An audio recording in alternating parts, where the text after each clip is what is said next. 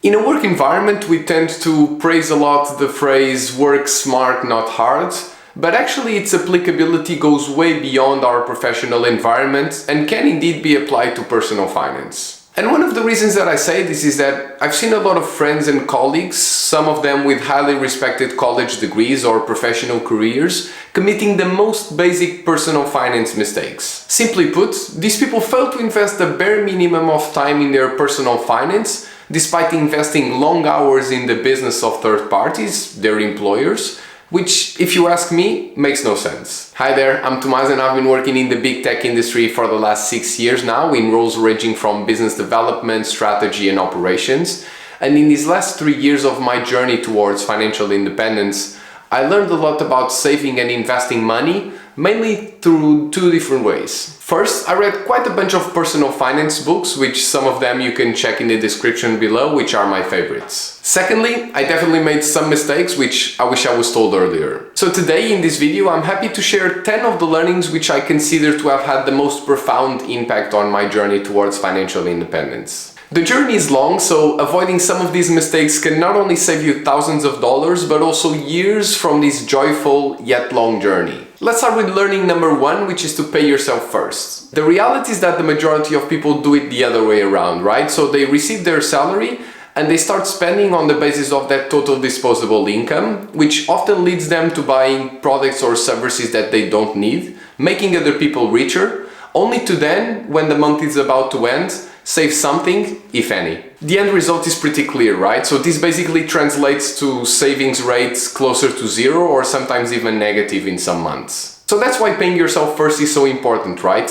It allows you to protect your savings rates, which allows you to then invest this money into the securities that make sense to you according to your risk profile and also to your financial plan. Learning number 2 is to build an emergency fund. Paying yourself first is definitely the method that will allow you to build wealth, but that should only come after you've built out your emergency fund. If you watch this video here in the top right, then this will not be new to you, but I keep saying that building an emergency fund is the most profound financial decision that you can take in your life. And why is that? Because it effectively creates the safety net that you need to start investing and allows you to tolerate more risk in your investments as well. Learning number 3 is the power of compounding. To be honest, still today I'm shocked that we're not taught at an early age the power of compounding, more specifically the power of compounded interests. The concept of compounded interest, or interest on interest, is that the accumulated interest is added onto your principal sum, with future interest calculations being made on both the original principal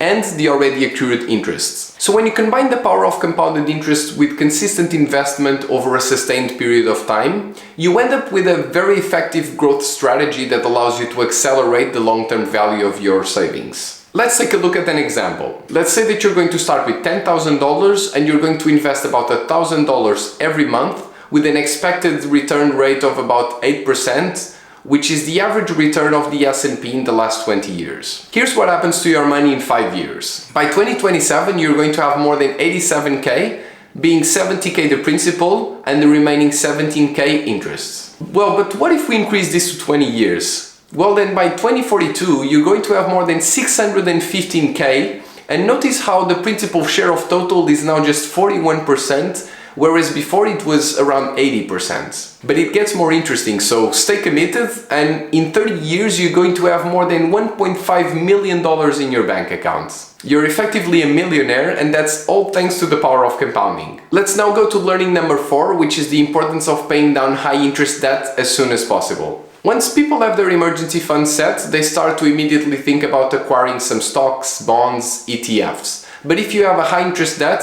then that might be a big mistake. Let's go through an example, and once again let's work under the assumption that by investing this money in the S&P 500 you can get an expected rate of return of about 8% excluding inflation, which is the average rate of return in the last 20 years. So in the decision of paying high interest debt, you should take into consideration 3 dimensions. The first one is of course the debt's interest rate, right? So if we look at it from a purely financial perspective, you should pay down all of the debt that has an interest rate above what you'd get in the S&P, which in this case is 8%. The second dimension, which is super important, is about risk tolerance. So if you're comfortable in taking calculated risk with your investments, which will certainly rise and lose value throughout this period, then you are a better candidate than someone which would be thinking about what the market will do tomorrow every day. The third and last dimension which should definitely be factored in your decision-making process is your credit score, which is a super important number if you're thinking about borrowing money in the future,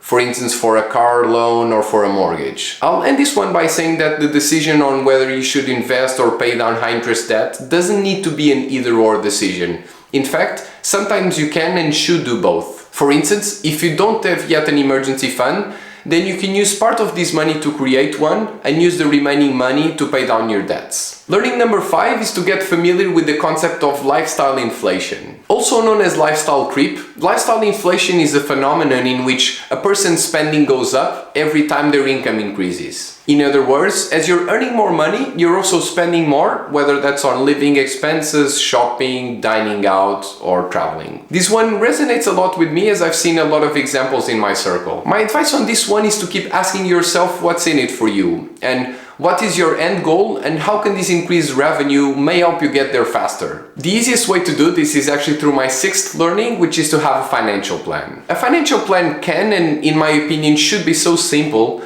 yet its impact is overly underestimated in my opinion. Put simply, this financial plan will help you set the rules of the game and keep you accountable on the execution of your personal finance goals. If you think about it, in personal finance you are in the driver's seat and setting the direction of your journey.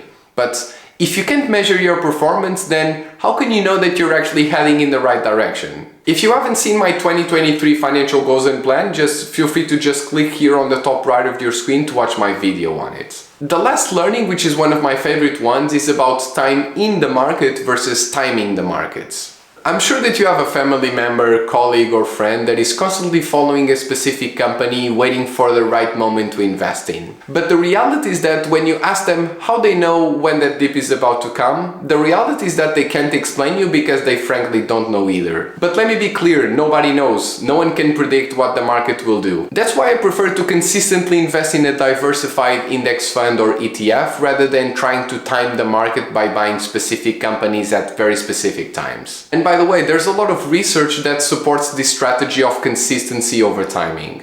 It shows that those who stay invested over the long run in a very well diversified portfolio will generally do better than those who try to profit from timing the markets. That's why the old adage holds true, right?